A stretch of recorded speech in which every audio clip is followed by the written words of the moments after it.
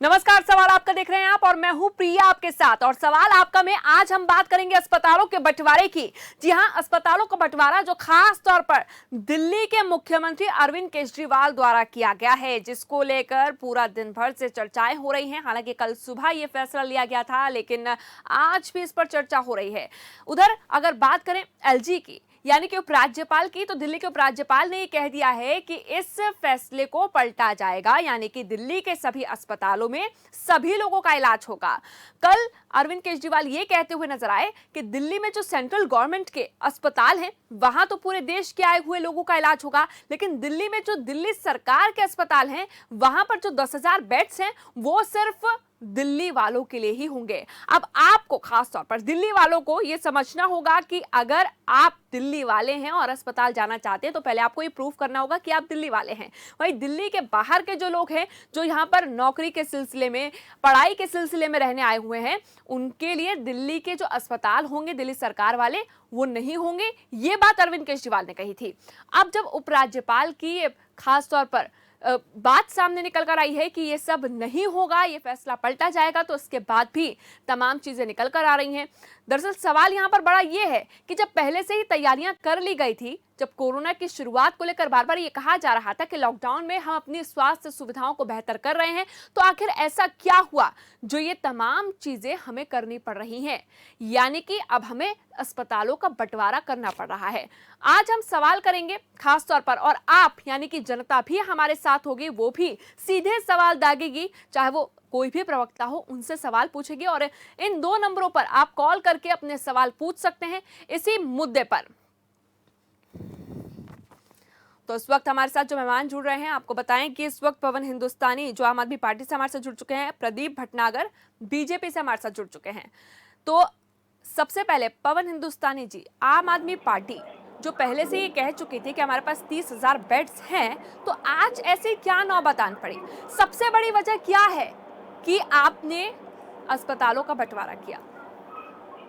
देखिए प्रिया जी, आज एक वक्त है इस कोरोना महामारी के अंदर, सबसे ज्यादा केस भी आ रहे हैं। दिल्ली की स्थिति जो है इस टाइम पे जैसे बदल रही है, जिसमें ज्यादा केस आ रहे हैं, उसी के हिसाब से ये एक तरह से दिल्ली के अरविंद केजरीवाल जो के मुख्यमंत्री हैं, उन्होंने एक फैसला लिया कि क्यों न इस वक्त के अंदर जो राजनीति पीछे हुई थी, आपने देखा होगा कि हरियाणा के बॉर्डर सील किए गए, पहले यूपी के बॉर्डर सील किए गए। उस टाइम के ऊपर इन सरकारों का ये कहना था कि हरियाणा जो दिल्ली से जो कोरोना के पेशेंट आ रहे हैं, दिल्ली से जो कोरोना हरियाणा के अंदर आ रहा है, यूपी के अंदर आ रहा है, उसको देखते हुए आज एक फैसला ये भी लिया गया कि क्यों ना एक बार इनको भी पता चले कि दिल्ली कहां तक मदद दे रही है अदर स्टेट को भी, और साथ में जो दिल्ली के लोग हैं उनको भी वाकई में जरूरत है। आज अब वो जो दिल्ली के लोग हैं, जितना ज्यादा कोरोना इस टाइम पे दिल्ली में फैल रहा है, तो वहाँ के लोगों को जो सुविधाएं चाहिए वो दिल्ली सरकार का एक जिम्मेदारी है। तो सबसे बड़ा मुद्दा यही है कि जो बॉर्डर सील किए गए थे बाकी राज्यों की ओर से, उत्तर प्रदेश हो चाहे वो हरियाणा हो, वो है इसकी वजह? नहीं, वो वजह नहीं है। आपने तो वही बोला। पहले तो इन्होंने ब्लेम गेम खेला था बीजेपी ने कि भाई दिल्ली से कोरोना आ रहा है। उत्तर प्रदेश में जो भी आपने देखा होगा, जो यूपी की सरकार थी वो बार बार कह रही थी कि ये कोरोना तो सारा दिल्ली से आ रहा है। हरियाणा की जो खट्टर सरकार है उसने भी ये बार बार कहा कि जितना भी कोरोना हरियाणा में आ रहा है वो दिल्ली से आ रहा है। तो इन्होंने ब्लेम गेम जरूर खेला हमारे साथ में। आज जब दिल्ली में वाकई में दिल्ली को जरूरत है अपने हॉस्पिटलों की, उस समय जब दिल्ली सरकार ने ये फैसला लिया, तो आज ये एक अलग से एक गेम शुरू कर दिया। इन्होंने ये कहना कि दिल्ली के जो बढ़िया हॉस्पिटल बने हुए हैं, आज एक वर्ल्ड क्लास जो दिल्ली के मुख्यमंत्री ने एक सुविधा दी है, इन सरकारों ने कभी इन चीजों पे ध्यान नहीं दिया, स्वास्थ्य की तरफ कभी ध्यान नहीं दिया। आज इनको पता लग रहा है कि वाकई में दिल्ली के अंदर काम हुआ स्वास्थ्य के ऊपर, और आज जो ये अपनी जिम्मेवारी थी हरियाणा सरकार की, हरियाणा के पेशेंट को रोकने की, या यूपी सरकार मेरा सवाल ना आम लोगों की तरफ से है, संभालने की, आम लोगों की तरफ से मेरा सवाल है। आप अपनी बातें रख रहे हैं, ठीक है, लेकिन मेरा जवाब मुझे नहीं मिल पा रहा। आम लोग ये पूछ रहे हैं, जो दिल्ली में रहने वाले हैं और जो बाहर से आकर रह रहे हैं, कि अगर कल को कोई इमरजेंसी हो जाती है तो पहले क्या कागजात दिखाने होंगे, तब जाके एंट्री मिलेगी अस्पतालों में। और दिल्ली वाले तो ये भी पूछ रहे हैं कि अभी से ही हमें बेड्स नहीं मिल रहे, कितनों की जान अभी भी चली गई है। आपने नरेंद्र का नाम भी सुना होगा, जो शादरा में रहते थे, उनको बेड्स नहीं मिल पा रहे थे, उनकी जान चली गई। प्रिया जी, सेंट्रल गवर्नमेंट के अपने हॉस्पिटल है, उसके अंदर भी 10,000 बेड की व्यवस्था की गई है। 10,000 बेड जो है स्टेट दिल्ली सरकार के हैं। इन 10,000 बेड को दिल्ली सरकार ने अपने दिल्ली वासियों के लिए बुक किया है, न कि सारे सेंट्रल गवर्नमेंट के बेड जो है वो भी बुक किए हैं। दिल्ली जो सेंट्रल गवर्नमेट है, सेंट्रल गवर्नमेंट के लेकिन उपराज्यपाल तो इस फैसले को पलट चुके हैं। हॉस्पिटल, एम्स, RML और उपराज्यपाल इस फैसले को पलट चुके हैं, उस पर क्या कहेंगे आप? इलाज कराओ, कौन मना करता है? उपराज्यपाल इस फैसले को पलट चुके हैं, उस पर क्या कहेंगे आप?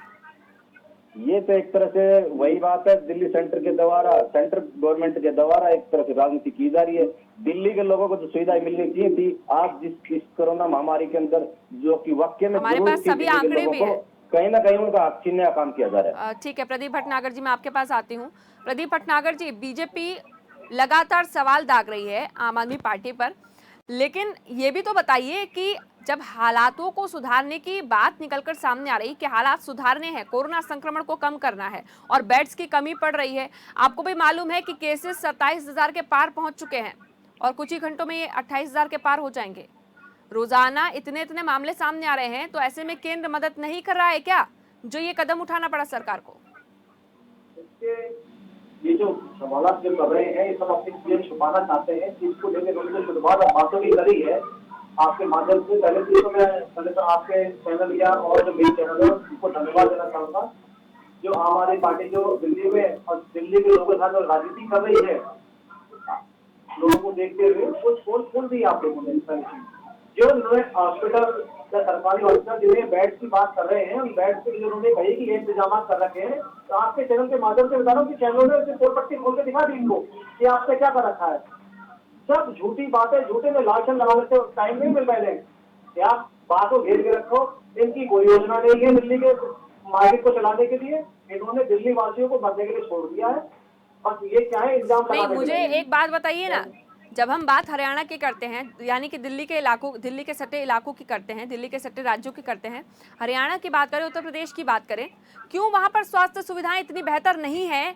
वहां से लोग दिल्ली आते हैं, वहां की स्वास्थ्य सुविधाओं पर बार बार सवाल उठता है। मैं क्लियर कर दूं, दिल्ली से, दिल्ली में उत्तर प्रदेश का कोई नहीं आ रहा, ना हरियाणा से आ रहा। दिल्ली में उत्तर प्रदेश और हरियाणा के अंदर जो चिकित्सा सुविधा है मूलभूत बहुत अच्छी है यहाँ पे। मैं पहले आपको चीज की श्योरिटी दे दूं, आप इनके माध्यम से अपने अस्पताल में जाके देख सकते हैं कि उत्तर प्रदेश में कितने आए हैं। पहली चीज, दूसरी चीज मैं आपको बता दूं, जिस तरह लॉकडाउन का पालन सभी सरकारें करा रही है, अगर ये भी सीख ले तो शायद इतने लोग ना बढ़े। जो आज दिल्ली 3rd नंबर पे आ गया है। कौन आता है फिर? ठीक है, ना उत्तर प्रदेश से कोई आ रहा है, ना हरियाणा से कोई आ रहा है, फिर कौन आता है? बाहरी कौन है? फिर बाहरी कौन है, ये बड़ा सवाल है। पवन जी, बाहरी कौन है? पहले तो ये परिभाषा आप क्लियर कीजिए, दिल्ली वाला कौन है और बाहरी कौन है दिल्ली में, क्योंकि हर व्यक्ति जो बाहर से आया हुआ है, प्रिया जी, जो बाहर से आया हुआ व्यक्ति है, वो एक आम आदमी है, वो तो बेचारा इस राजनीति के बीच बिलख रहा है। दिल्ली के अंदर काफी लोग जो जब इकट्ठा हुए, ये सारे बाहर के ही हैं। कोई हरियाणा से है, कोई यूपी से, कोई बिहार से है, कोई महाराष्ट्र से भी है, कोई मध्य प्रदेश से भी है, अलग अलग स्टेट से आए, पंजाब से भी लोग आए हुए हैं। लेकिन वहाँ के जो बासिंदे हैं, जिनके वहाँ पर राशन कार्ड हैं, जिनके वहाँ वोटिंग कार्ड हैं, एक तरह से जो नागरिक हैं दिल्ली के, ऐसी कोई बात नहीं है कि हमने बिल्कुल बाहर के लोगों के लिए बिल्कुल बंद कर दिया है। जो जरूरी सुविधाएं हैं, जो जरूरी इलाज है, उनके लिए दिल्ली के आज भी हॉस्पिटल खुले हुए हैं। जो मेन सर्जरी है, मुख्यमंत्री जी ने चलिए पवन जी, एक दर्शक, चलिए ठीक है पवन जी, आप अपनी बात पूरी कीजिएगा। एक दर्शक इस वक्त जुड़ रहे हैं, संदीप भिवानी से हमारे साथ। संदीप, क्या सवाल है आपका? सर मैडम, मेरे दिक्कत है, मेरे बच्चे के आइस में दिक्कत है और मैं 2 महीने से परेशान हो रहा हूँ। मेरे बच्चे को रेफर किया हुआ है एम्स में।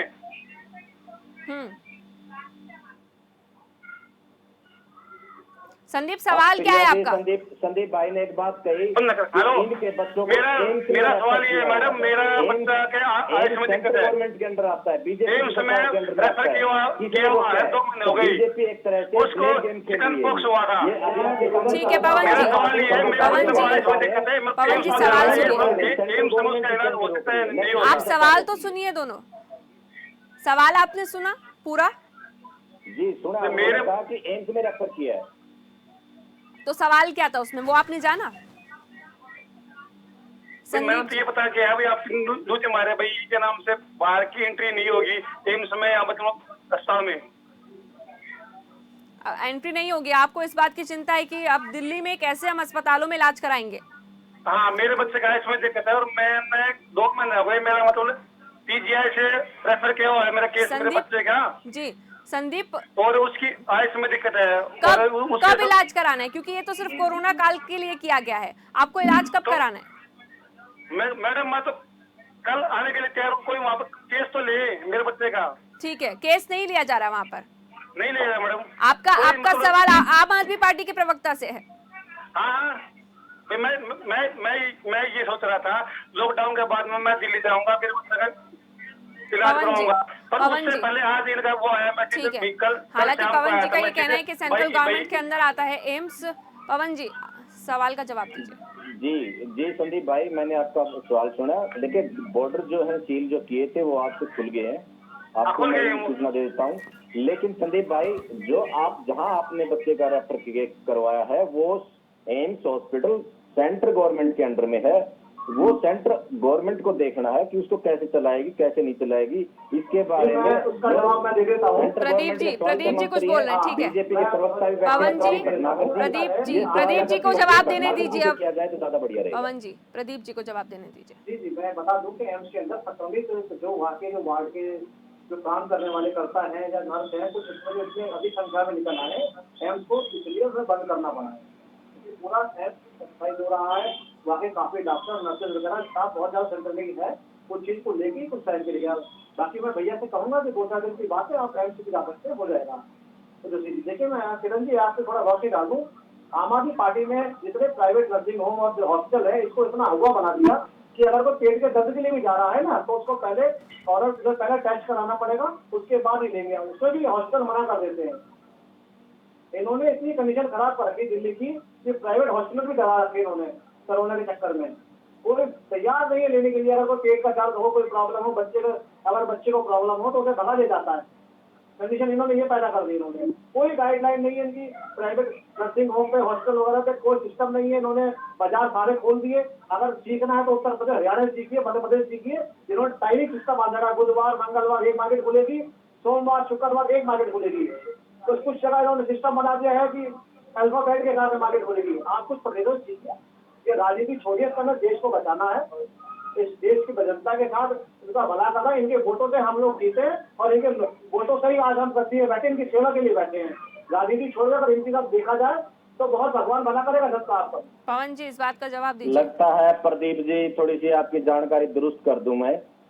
जैसा एक्शन सीएम साहब ने लिया, पहली बात तो ये ऐप आज तक वर्ल्ड में कहीं नहीं बना जो ऐप आज के दिन आपको बता देता है कि किस हॉस्पिटल के अंदर कितने बेड खाली हैं, कितने वेंटिलेटर खाली हैं। आपको आज घर के ऊपर बैठे बैठे जानकारी मिल जाती है। एक मिनट सुनने की भी आदत डाल लो भाई जी, सुनने की आदत डाल लो पहले थोड़ी सी।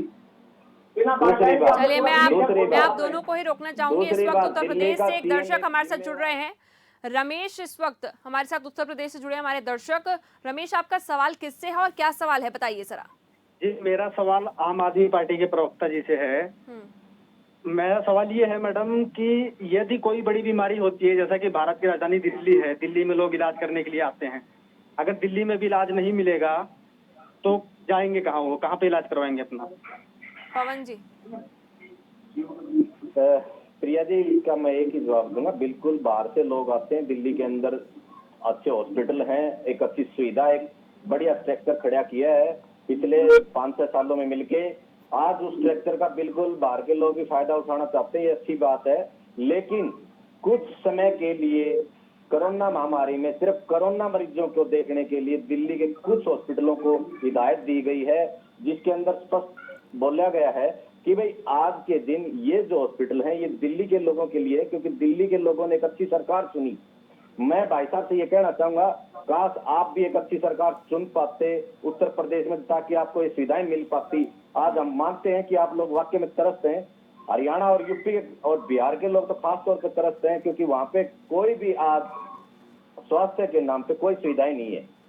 सबसे बड़ी बात है, लोग चाहते हैं कि भाई हर आदमी अपने परिवार को चाहता है, उसको सुरक्षित रखना चाहता है, उसको सुरक्षित देखना चाहता है और उसका जल्दी से जल्दी इलाज भी चाहता है, इसलिए वो दिल्ली की तरफ भागता है। आज दिल्ली की तरफ लोग भागते तो हैं, आते तो हैं, लेकिन कुछ एक सिर्फ कोरोना के इलाज के लिए दिल्ली के जितने भी हॉस्पिटल हैं, खासतौर पर दिल्ली सरकार के, न कि सेंट्रल गवर्नमेंट के, उन हॉस्पिटल के अंदर ये पाबंदी जरूर लगाई गई है। उनको स्पेशल हिदायत दी गई, क्योंकि आज कोरोना के पेशेंट दिल्ली के अंदर भी काफी बढ़ रहे हैं। इसलिए ये कहा गया है कि दिल्ली के हॉस्पिटल कोरोना मामले में, खास तौर पर कोरोना के लिए, ये हॉस्पिटल कोरोना के लिए दिल्ली के लोगों के लिए बुक किए गए हैं, क्योंकि उन्होंने एक अच्छी सरकार भी चुनी है। साथ साथ ये आपका जवाब था पवन जी? जी ठीक है, आपने जवाब दिया अपना। लेकिन एक सवाल मैं भी आपसे पूछना चाहूंगी, क्योंकि देखिए यहाँ पर जब चर्चा मैं कर रही हूँ दोनों से ही, हालांकि मैंने बीजेपी के प्रवक्ता से भी सवाल पूछा, लेकिन पवन जी सवाल मेरा ये है कि अभी कुमार विश्वास हो या फिर और भी हो, लेकिन पहले देखिए दर्शक इस वक्त जुड़ रहे हैं शेर सिंह भिवानी से। शेर सिंह, क्या सवाल है आपका? पहले आप सवाल कीजिए। देखिए मैम, ये पूछना चाह रहा था मैं प्रदीप भटनागर जी से कि केंद्र शासित प्रदेश है दिल्ली, और दिल्ली जैसे प्रदेश में जो सेवाएं केंद्र शासित प्रदेश होने के नाते बीजेपी सरकार को देनी चाहिए थी स्वास्थ्य के लिहाज से, उनको लेकर के क्या इंतजाम सरकार ने, केंद्र सरकार ने किया? दिल्ली सरकार पर तो उंगली उठाने की बात आती है, लेकिन ये सवाल बीजेपी से भी बनता है कि वो क्या कर रहे हैं लोगों को स्वास्थ्य सेवाएं देने की। प्रदीप भटनागर जी जवाब दीजिए। जी जी देखिए भाई साहब, मैं अगर आपको मैं क्या बिलीव करूंगा, आप बहुत कुछ समझदार हैं, बहुत टीवी न्यूज देखते हैं। सेंट्रल गवर्नमेंट ने जब से लॉकडाउन किया है पूरे देश के लिए, हर प्रदेशों में क्या सेवा दी है, क्या आइसोलेट बनाए हैं, क्या सिविल का चेकअप का सिस्टम बनाया है, क्या आईसीयू बनाए हैं, सब चीज छुपी हुई नहीं, सब आपके सामने। प्रदेश सरकारों को जितनी भी है हिंदुस्तान के अंदर सबको सुविधाएं दी गई है, जितनी भी आईसीयू सिस्टम है सब कुछ बांटे गए हैं, बाकायदा बनाई गई है चीजों को। ये गाइडलाइन में क्या है, अगर प्रदेश सरकार कुछ चीज छुपाएगी, नहीं बताएगी। प्रदीप भटनागर जी, एक हॉस्पिटल का नाम गिना दीजिए जो इस सरकार में एक हॉस्पिटल नया बना हो। सर आप तो मैं तो बहुत छोटी सी बात में आपसे सवाल करा था कि आपने दिल्ली खोली, आपने क्या मापदंड बनाया दिल्ली खोलने से पहले? प्रदीप जी आपने जवाब दे दिया। प्रदीप जी आपने जवाब पूरा दे दिया। सेंट्रल की क्या तैयारी है दिल्ली में बाकी राज्यों से आने वाले मरीजों को इलाज देने के लिए? बिल्कुल ऐसा है। देखिए एम्स के अंदर जो मैंने संक्रमित चीज बताई कि आपको वहाँ के जो स्टाफ है उसको भी जल्दी करते हुए एम्स भी चालू हो जाएगा आम लोगों के लिए, ये भी इस वीक में कंप्लीट हो जाएगा। उसकी बाकी और हॉस्पिटल वाली बात है, जो ये तैयारी है वो है कि कोरोना के चक्कर में हॉस्पिटल में ऑलरेडी दिक्कतें सेंट्रल गवर्नमेंट की हो रही है, उसे भी बहुत जल्दी दूर कर दिया भी गया है और ये भी दूर हो जाएगा। क्योंकि मैं आपको और आपसे जितने भी साथी जुड़े हुए उनको मैं आपको बता दूं कि बहुत जल्दी जो आपकी समस्या है, जनता की समस्या, बहुत जल्दी समस्याएं सुलझ जाएंगी। ये बहुत बड़ी बात, ठीक है, ये बहुत बड़ी बात है, बहुत बड़ा दावा है जो वक्त वक्त पर होता आया है, वक्त वक्त पर होता आया है ये दावा एक बार।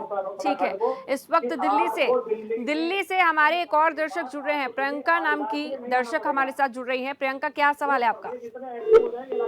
चलिए, सवाल फिलहाल सुनने से पहले ही हमारा संपर्क उनसे टूट गया है। लेकिन मुझे एक बात बताइए प्रदीप भटनागर जी, आप हालांकि सवाल का जवाब तो नहीं दे पाए, आपने आने वाले समय पर टाल दी बात, लेकिन पवन जी आपको ये भी मालूम है जब जीटीबी में आरक्षण की बात कही गई थी बाकी राज्यों और दिल्ली वालों के लिए कि दिल्ली वालों को 80% आरक्षण मिलेगा, उस वक्त भी हाई कोर्ट ने कहा था कि ये चीजें नहीं हो सकती दिल्ली में। उसके बावजूद आपने कोरोना काल में ये फैसला लिया और उसके पीछे आपके पास कोई वो भी नहीं, तथ्य भी नहीं है, प्रिया जी। ऐसा कोई स्पेसिफिक रीजन नहीं है आपके पास। प्रिया जी, दिल्ली के मुख्यमंत्री की दिल्ली के लोगों के प्रति जवाबदेही है। उन्होंने अपनी जिम्मेदारी को देखते हुए जो भी फैसला आज के दिन लिया है गलत नहीं है वो। आज दिल्ली के लोग जब बीमार होंगे, ज्यादा से ज्यादा जो पेशेंट आ रहे हैं, उनको बेड चाहिए कि नहीं चाहिए, उनको सुविधा चाहिए कि नहीं चाहिए, आप नहीं तो वो दिल्ली लोग की कहाँ जनता ने जाएं वोट दिया तो जो सिर्फ दिल्ली घरों वालों का ही से- ख्याल जो- रखा जो जाएगा। कोरोना के पेशेंट दिल्ली से निकलते हैं। दिल्ली में आप भी, आप ये तो बताइए। अच्छा ठीक है प्रदीप जी, मैं आपके पास वापस आऊंगी। प्रदीप जी, मैं आपसे सवाल करूंगी तब बोलिएगा। प्रदीप जी, मैं जब आपसे सवाल करूंगी तब बोलिएगा। पवन जी, आप मुझे ये तो क्लियर कीजिए, दिल्ली वाले हैं कौन? दिल्ली के सभी लोग हैं। दिल्ली मैंने के पहले तो भी बताया। नहीं, जिनके दिल्ली में रहने राशन वाले कार्ड सभी बने लोग हैं जिनके क्या? वोटर आईडी क्योंकि कार्ड है, बहुत जो सारे अभी- ऐसे लोग हैं, बहुत सारे ऐसे ना- लोग हैं जो 20-20, 30-30 सालों से रह रहे हैं दिल्ली में, अपनी नौकरी के चलते, अपनी पढ़ाई के चलते, उसके बाद उनकी नौकरियां लग गई। उन सब का बिल्कुल क्या, आप सही जो कह- इतने सालों से सेवाएं दे रहे हैं अपनी दिल्ली को, उनका क्या? बिल्कुल सही कह रहे हैं। उसके लिए भी बिल्कुल फार्म दिया गया है। एक फार्म है, उसको भरना है, वो फार्म देना, जमा करना है। लगभग अगर कोई सभी के लिए इमरजेंसी आ खुला है। जाती है सर, कोई अगर कोई इमरजेंसी ऐसी आ कंडीशन जाती नहीं है उस फार्म है में तो कि पहले आपके पास आपको ये नहीं प्रूफ होगा, करना आपको होगा जमा- कि आप दिल्ली एडमिट वाले नहीं किया हैं। जाएगा। चलिए, इस वक्त एक दर्शक हमारे साथ जुड़ रहे हैं, अरुण शर्मा रोहतक से। अरुण, क्या सवाल है आपका और किससे है? मेरा सवाल ये है जी कि मैं पेमेंट कर रहा हूँ हॉस्पिटल को, ना मुझे आम आदमी से मतलब है ना मुझे बीजेपी से, नंबर 1। और नंबर 2 कि मैं ऑलरेडी मैं किसी भी हॉस्पिटल का पेशेंट हूँ जहाँ मेरा इलाज चल रहा है, मेरा तो चलना चाहिए ना। मुझे कोई रोकेगा टोकेगा तो मेरा क्या है? मैं पहले ही उनको लाखों रुपए दे चुका हूँ, उसमें उस कंडीशन में मैं क्या करूँगा? सवाल किससे आपका? मुझे आम आदमी से कोई भी दे दो, तो अब मुझे तो इलाज मैं दोनों से ही जवाब ले लेती हूँ। पवन जी जवाब दीजिए। नंबर 1, नंबर 2 मेरा ये, सर कौन से हॉस्पिटल में एडमिट है आप? हम आजाद हैं तो हम कहीं भी इलाज करवाएंगे, हम पैसे दे रहे हैं, इतना इलाज करवाएंगे। और बिल्कुल दिल्ली सही का बात मध्य आपकी। इंडिया में मैं ये कहीं भी पूछ रहा था, जाके आप करवा सरकारी सकता हॉस्पिटल हूँ में एडमिट है या कोई प्राइवेट हॉस्पिटल में एडमिट है?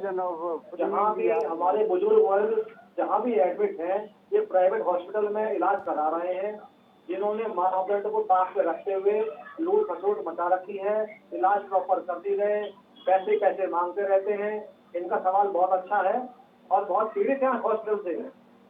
ये पैसे देने के बावजूद भी हमारा देखिए, इलाज बड़ा नहीं। सवाल तो यहाँ पर यही है ना कि अभी जब हम दिल्ली वालों की हालत देख रहे हैं, अभी भी कई जगहों पर दिक्कतें आ रही हैं इलाज में, तो ऐसे में क्या इन दिक्कतों को छुपाने के लिए बड़ा फैसला लिया गया है? ये भी एक बड़ा सवाल है। लेकिन इस वक्त प्रियंका जुड़ रही है लखनऊ से, हमारी एक दर्शक। प्रियंका, सवाल क्या है आपका और किससे है? हमारा सवाल आम आदमी पार्टी से है। केजरीवाल सरकार को ऐसे फैसले के बारे में क्यों सोचा? वो देश के नेता हैं। जी बिल्कुल आपकी बात सही है, बिल्कुल देश के नेता हैं, लेकिन जिम्मेवारी जो मिली है वो दिल्ली की मिली हुई है मैडम। और आज दिल्ली की जिम्मेवारी पूर्णता, एक तरह से मैं ये कह सकता हूँ, एक जिम्मेदार नागरिक की तहत एक जिम्मेदार पद पे रहते हुए मुख्यमंत्री जी अपनी जिम्मेदारी का पूरा वहन कर रहे हैं और उसको बिल्कुल पूरी तरीके से निभा रहे हैं। आज उसी को देखते हुए ये फैसला लिया है, दिल्ली के लोगों के प्रति उनकी जवाबदेही है और उसी जवाबदेही के देखते हुए ये फैसला लिया है। प्रदीप भटनागर जी।